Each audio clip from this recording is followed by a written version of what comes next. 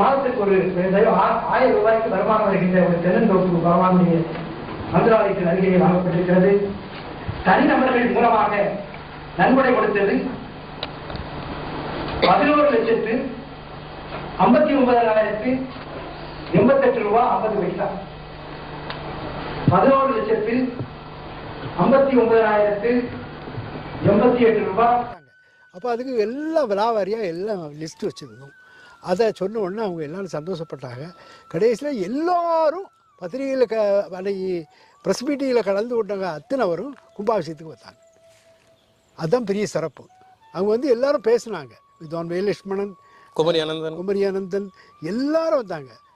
Justice Arunachalam, மங்கை மலர் Soundara Kailasam, MS Udayamurthy, Kumari Ananthan எல்லாரும் வந்தாங்க. வந்து இத்தனைக்கும் காரணம் பகவான் தான்.